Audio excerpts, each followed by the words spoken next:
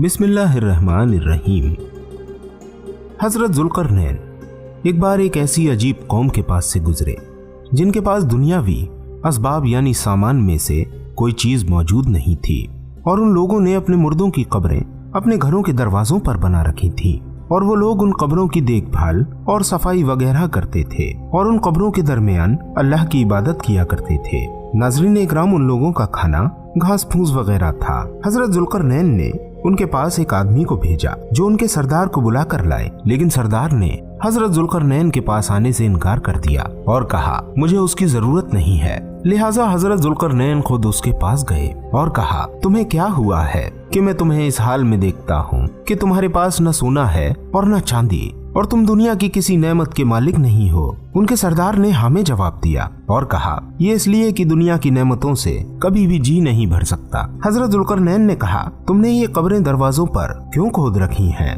सरदार ने जवाब दिया ताकि ये कब्रें हमारे सामने रहें और हम इनको देखें और हमारे लिए मौत की याद ताज़ा होती रहे और दुनिया की मोहब्बत हमारे दिलों से साफ होती रहे और हम अपने रब की इबादत से गाफिल ना हो सकें। उसके बाद हजरत जुल्करनैन ने कहा तुम घास फूस क्यों खाते हो? सरदार ने जवाब दिया ताकि हम अपने पेट को जानवरों का कब्रिस्तान न बनाएं। उसके बाद सरदार ने अपना हाथ अलमारी की तरफ बढ़ाया और उसमें से एक आदमी की खोपड़ी निकालकर हजरत जुल्करनैन के सामने रख दी। जुल्करनैन, क्या आप जानते हैं ये आदमी कौन था? हजरत जुल्करनैन ने कहा नहीं, मैं नहीं जानता। तो सरदार ने कहा इस खोपड़ी वाला आदमी एक बादशाह था और अपनी रियाया पर बहुत जुल्म करता था, कमजोरों को सताता था। बस अल्लाह ताला ने उसकी रूह कब्ज कर ली और आग को उसका ठिकाना बना दिया, और ये उसकी खोपड़ी है। सरदार ने फिर से हाथ लंबा किया और इंसान की दूसरी खोपड़ी हजरत जुल्करनैन के सामने रख दी और कहा क्या आप इसे जानते हैं ये कौन था? हजरत जुल्करनैन ने कहा नहीं, मैं इसे भी नहीं जानता था। तो सरदार ने कहा कि ये एक इंसाफ पसंद बादशाह था और अपनी रियाया पर बड़ा मेहरबान था और अपने अहले मुल्क वालों से बहुत मोहब्बत करने वाला था। अल्लाह ताला ने उसकी रूह को कब्ज किया और उसको जन्नत में ठिकाना दिया और उसके दर्जों को बुलंद फरमा दिया। उसके बाद सरदार ने अपना हाथ हजरत जुल्करनैन के सर पर रख दिया और कहा यह भी इन दोनों खोपड़ियों में से एक बनने वाला है। उस सरदार की ये बात सुनकर हजरत जुल्करनैन जोरदार अंदाज में रोने लगे और सरदार को गले से लगाकर कहा अगर आप मेरी रफाकत को पसंद करें तो मैं अपनी विरासत आपके हवाले कर दूंगा और अपनी बादशाहत में आपको हिस्सा दूंगा। इस बात पर उस सरदार ने कहा दूर हट जाओ, मुझे इसमें कोई रग़बत नहीं है।